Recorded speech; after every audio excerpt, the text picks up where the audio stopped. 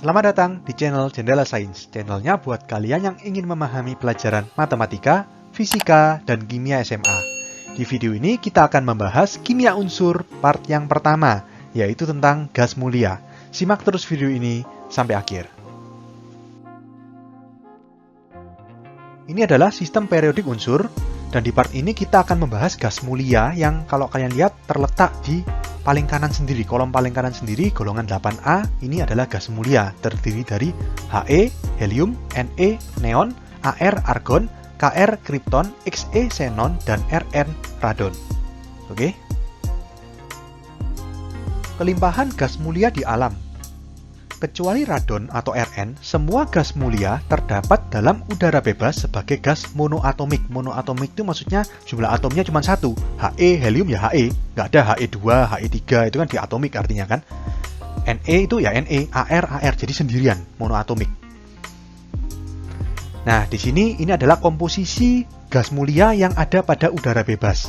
Yang paling banyak itu ada argon atau Ar, ini konsentrasi pada udara bebas itu sekitar 9.340 ppm. ppm ini part per million atau bagian per juta. Artinya kalau misalkan ada 1 juta gram udara, maka terdapat 9.340 gram argon. Kurang lebih seperti itu, part per million artinya ya.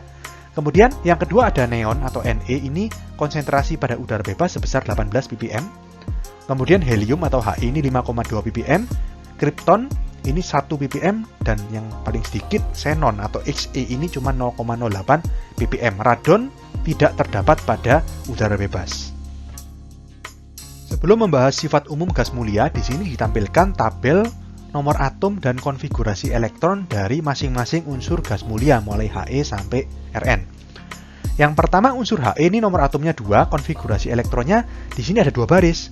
Yang atas ini menurut model atom Bohr ya. Yang bawah ini menurut model atom mekanika kuantum. Jadi He nomor atomnya 2, konfigurasi elektron Bohrnya 2, kalau mekanika kuantum 1s2. Ne nomor atom 10, konfigurasi elektronnya kalau Bohr 28, kalau mekanika kuantum 2He, 2s2, 2p6.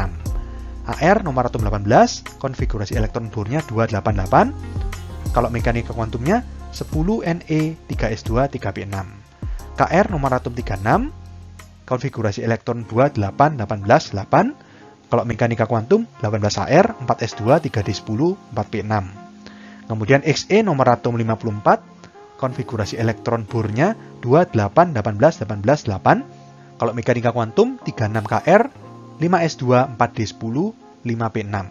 Dan yang terakhir Rn nomor atom 86, konfigurasi elektron model atom Bohrnya 28, 18, 32, 18, 8. Kalau mekanika kuantum 54Xe, 6s2, 4f14, 5d10, 6p6. Nah, kalau kalian lihat dari konfigurasi elektron ini, maka apa persamaannya? Yang pertama adalah mempunyai 8 elektron valensi atau oktet. Elektron valensi itu kan elektron yang berada di kulit terluar. Ya, jadi di sini kecuali He ya. Semua mulai Ne sampai Rn ini kulit terakhirnya atau kulit terluarnya ini 8 semua kan. Nah, jadi elektron valensinya 8 atau oktet, kecuali helium memiliki 2 elektron valensi atau duplet. Oke.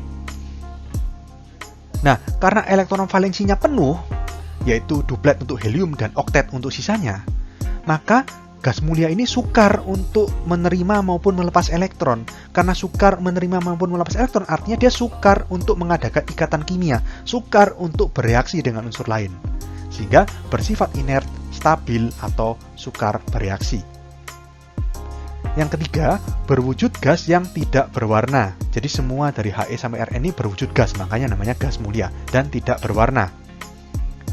Yang keempat, mempunyai titik didih dan titik leleh yang sangat rendah. Yang kelima, terdapat di udara bebas sebagai gas monoatomik kecuali radon. Ini sudah kita bahas ya di slide sebelumnya. Berikutnya kita ke sifat fisika gas mulia. Jadi di sini saya bagi menjadi 2 kelompok besar. Kelompok yang pertama adalah sifat-sifat yang kecenderungannya bertambah dari He ke Rn. Maksudnya dari He, Ne, Ar, Kr, Xe, Rn ini semakin lama semakin besar, gitu ya. Dan kelompok yang kedua adalah sifat-sifat yang kecenderungannya berkurang dari He ke Rn. Atau artinya He ini memiliki nilai yang paling besar, kemudian berkurang sampai Rn yang paling kecil. Nah, yang kecenderungannya bertambah ini yang pertama adalah jari-jari atom. Jelas ya, jari-jari atom ini semakin banyak kulitnya. Kalau kalian lihat dari He sampai Rn ini kan semakin banyak kulitnya. Ini 1 kulit, 2 kulit, 3 kulit, 4 kulit, 5 kulit, 6 kulit. Maka jari-jari atom dari He ke Rn ini semakin besar. Titik leleh dan titik didih juga sama.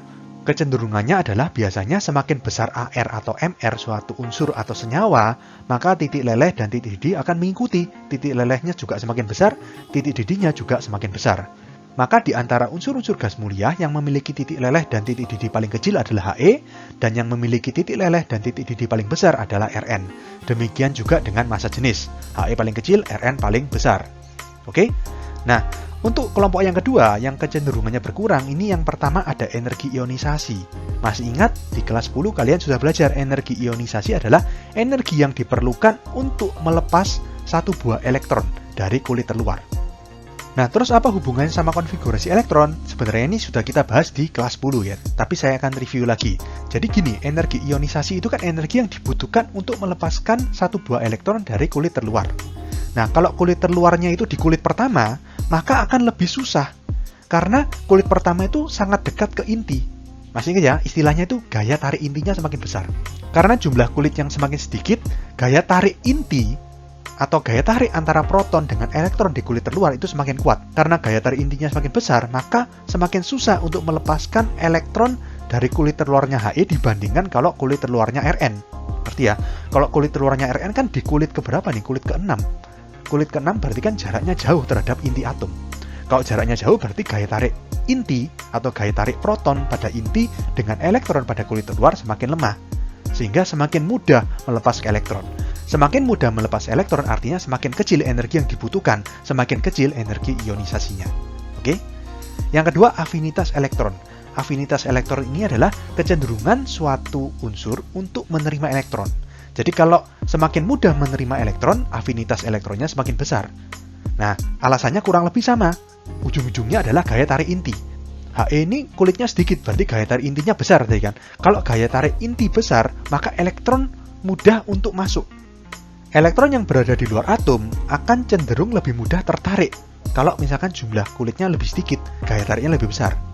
Kalau Rn, bayangkan, di sini gaya tarik inti terhadap elektron terluar ini lemah, sehingga kecenderungan untuk menerima elektron ini lebih kecil, sehingga afinitas elektronnya Rn ini paling kecil dibandingkan gas mulia yang lain. Jadi seperti itu alasannya.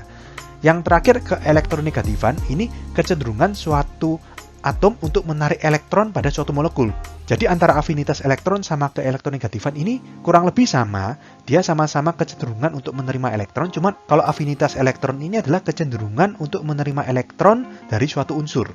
Tapi kalau ke elektronegatifan ini kecenderungan menerima elektron jika dia berikatan dalam bentuk senyawa. Oke, tapi intinya sama. Dia kecenderungannya berkurang dari He ke Rn, karena He yang hanya terdiri dari satu kulit ini memiliki gaya tarik inti yang lebih besar jika dibandingkan dengan unsur-unsur dengan jumlah kulit yang lebih banyak. Karena itu, afinitas elektron dan keelektronegatifan ini kecenderungannya berkurang dari He ke Rn. Berikutnya adalah sifat kimia gas mulia.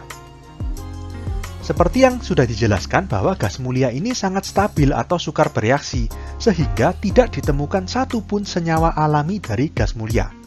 Nah, tetapi pada tahun 1962, seorang ilmuwan bernama Neil Bartlett berhasil mensintesis senyawa xenon, yaitu XePtF6. Jadi ini mematahkan suatu mitos ya, bahwa gas mulia itu tidak dapat bereaksi membentuk senyawa. Ya, lebih tepatnya sebenarnya bukan nggak bisa bereaksi, sukar bereaksi. Yang namanya sukar berarti tetap bisa, gitu ya. Nah, setelah itu, berbagai senyawa dari gas mulia berhasil disintesis. Disintesis maksudnya dapat dibuat, gitu ya. Bukan secara alami terjadi. Seperti XeF2, XeF4, XeF6, XeOF4, XeO3, Na4XeO6, KrF2, KrF4, RnF2, RnF4, dan lain-lain. Nah, tapi meskipun demikian, kalau kalian lihat di sini, senyawa gas mulianya hanya terdiri dari unsur-unsur Xe, kemudian Kr, dan Rn. Ya, jadi sampai saat ini, senyawa yang bisa disintesis atau dibuat itu hanya mengandung unsur kripton, xenon, dan radon. Senyawa-senyawa dari unsur helium, neon, maupun argon belum dapat dibuat sampai saat ini. Berikutnya, pembuatan dan kegunaan gas mulia. Jadi, Untuk He sampai Se ya, jadi helium, neon, argon, kripton, dan xenon ini dibuatnya dengan cara distilasi bertingkat udara cair. Nah, kemudian ini satu-satunya yang beda ya, jadi radon atau Rn ini dibuatnya bukan dari distilasi, tapi dari peluruhan radioaktif radium-226. Nah, untuk kegunaannya, helium ini sebagai pengisi balon udara ya, jadi balon yang bisa terbang itu balon helium, karena helium ini memiliki massa jenis yang sangat kecil. Jadi helium ini dalam tanda kutip mengapung di udara, sehingga balon yang diisi oleh helium itu bisa naik, itu ya. Bisa naik karena massa jenisnya lebih kecil daripada massa jenis udara. Kemudian kegunaan neon ini untuk pengisi lampu berwarna merah, serta pendingin untuk reaktor nuklir. Kegunaan argon adalah pengisi lampu berwarna merah muda atau biru, serta digunakan juga dalam pengelasan logam dan mencegah karat. Kripton digunakan untuk pengisi lampu berwarna putih dan juga untuk anestesi. Xenon pengisi lampu berwarna biru dan juga untuk anestesi, sedangkan Rn atau radon ini kegunaannya untuk terapi radiasi sel kanker.